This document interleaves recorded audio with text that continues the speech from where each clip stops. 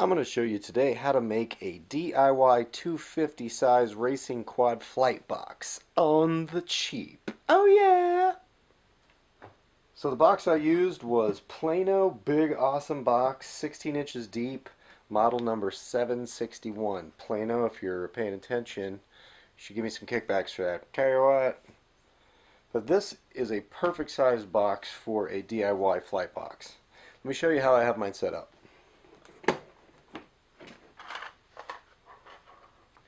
I have enough room in my flight box for my radio, for my Fat Shark goggles, for a tool that I use to take the props off and put on new props. So if you take all this stuff out,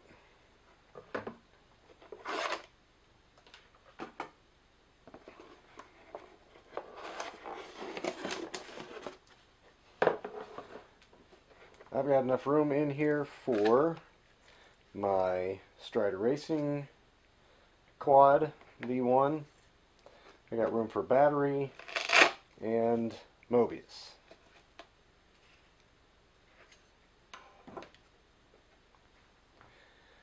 Now I'm going to show you how I built this box. This box I got at Menards for $9. Checking on the internet, they go from anywhere between $8 to about $15.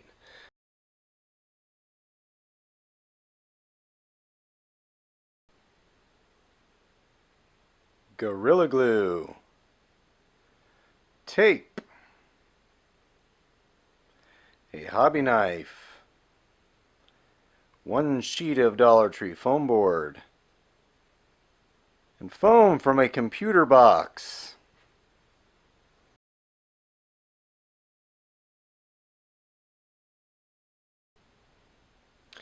Now, in order to construct your form-fitting factor here, let me show you how my quad fits in there.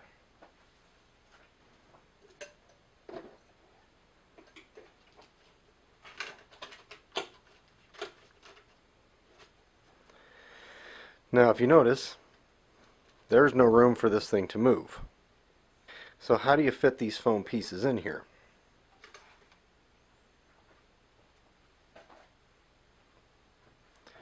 First thing you start with is a very thin, this is about maybe an eighth to a quarter-inch thick sheet of foam. I believe I have it doubled over from a computer box.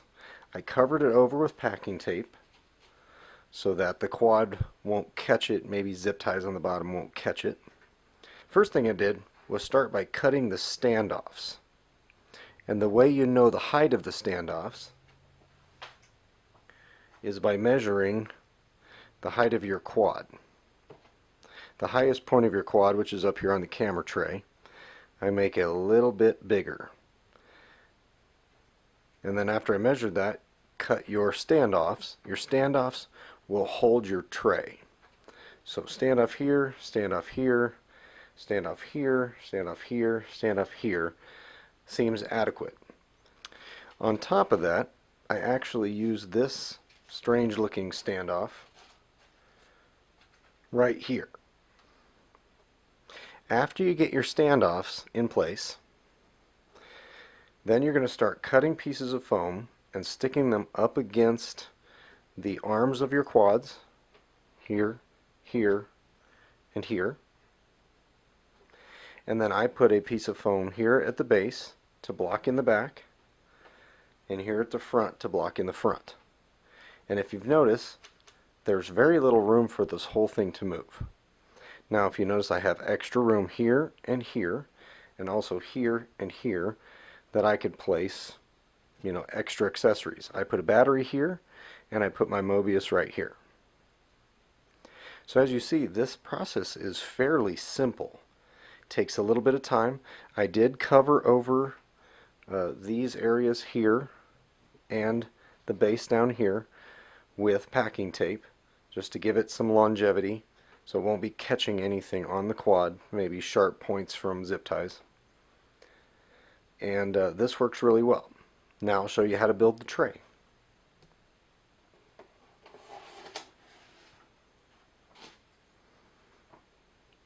Now the tray is nothing more than a cut to fit piece of Dollar Tree foam board. It sits up against the standoffs, and the standoff right in the middle. And what I did was I cut out a slot right here for the handle of my transmitter, so that my transmitter fits right in there. Now if you notice, the transmitter doesn't move this way or this way. I cut out a slot right here for my Fat Shark goggles to fit my patch.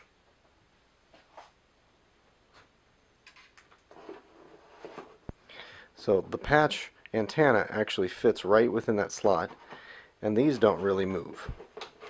The only thing I notice is that this adapter, JST, to the barrel plug can kind of get caught in here, so you kind of have to watch out for that every time.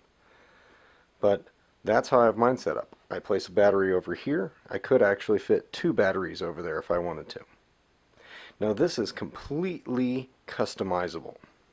Say you don't fly with Fat Sharks. You'd have enough space to put a small charger in here, or maybe up to 6 batteries, or you could put your props over here. This is entirely customizable, and once again, the way that this tray is set up, you can make a bunch of different tray setups for different situations. So how I made this tray was you measure on the inside, you'll have it sit on the standoffs. I had to basically lightly crease right here and fold it down. I had to fold it down just a little bit in order for my transmitter to fit without contacting the lid. You put your Velcro in to where you're going to set things like batteries and whatnot. And you do have to remember, you'll have to cut out for these ridges. You have to cut the foam board for these ridges right here. Right here, here, here, and here. And the great thing is that keeps this tray from moving. It doesn't move at all. Now a really helpful thing is to put a piece of tape here and a piece of tape here, folded off, so that you can grab those two and pull your whole tray out. It's really handy that way.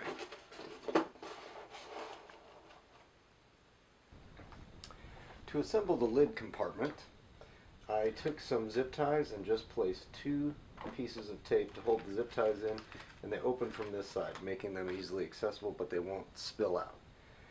These compartments here, which every single one of these compartments can be used to hold something.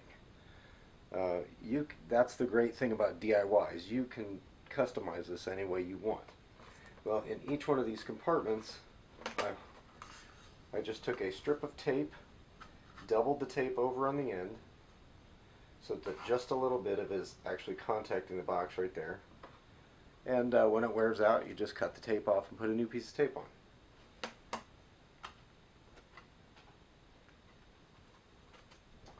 I use these bins to hold my props. And if you notice, 5-inch props, even 6-inch props fit in both of these brilliantly. So all you had to do was, there's a lip right here and right here. And you take a piece of Dollar Tree foam board and measure lengthwise and widthwise until it contacts this outer side right here, and it kind of push fits, so it press fits in there, and then the tape just keeps it from spilling open. So these 2 compartments are really easy to customize. So this is my DIY 250 size racing quad flight box on the cheap. And you can do it too.